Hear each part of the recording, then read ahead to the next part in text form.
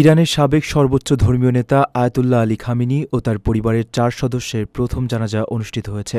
স্থানীয় সময় সকাল 8:30টার দিকে গ্র্যান্ড মুসাল্লায় অনুষ্ঠিত এই জানাজায় রেকর্ড সংখ্যক মানুষের সমাগম লক্ষ্য করা গেছে। কাতার ভিত্তিক সংবাদ মাধ্যম আল জাজিরার প্রতিবেদনে জানানো হয়েছে, ইমাম খোমেনি গ্র্যান্ড মুসাল্লায় প্রথম জানাজা অনুষ্ঠিত হয়েছে। শনিবার থেকে এই স্থানেই সর্বসাধারণের শ্রদ্ধা নিবেদনের জন্য তার মরদেহ রাখা হয়। প্রতিবেদনে বলা হয়েছে, জানাজার নামাজ শুরুর কয়েক ঘণ্টা আগেই মুসাল্লার প্রধান চত্বর কানায় কানায় পূর্ণ হয়ে গেছে। জানাজার পর সোমবার তেহরানে এবং মঙ্গলবার পবিত্র শহর কোমে শোক শোভাযাত্রা অনুষ্ঠিত হবে। এরপর খামেনির মরদেহ আরও আনুষ্ঠানিকতা সম্পন্ন করতে ইরাকের নজফ ও কারবালা শহরে নিয়ে যাওয়া হবে। পরে বৃহস্পতিবার দাফনের জন্য মরদেহ ইরানের মাশহাদ শহরে ফিরিয়ে আনা হবে। খামেনির মৃত্যুর পর তার উত্তরসূরি হন তার ছেলে মুস্তাফা খামেনি।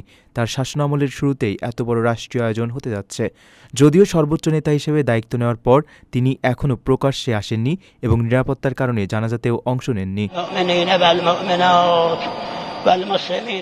আপনার স্বপ্নগুলো আকাশ ছুবে প্রবাসীর হেলিকপ্টারের মাধ্যমে। বিয়ে, জন্মদিন অথবা যে কোনো বিশেষ প্রয়োজনে হেলিকপ্টার ভাড়া করতে যোগাযোগ করুন স্ক্রিনে দেয়া নাম্বারে। প্রবাসীর হেলিকপ্টার, নিরাপদ ও সাশ্রয়ী বাহনের বিশ্বস্ত নাম।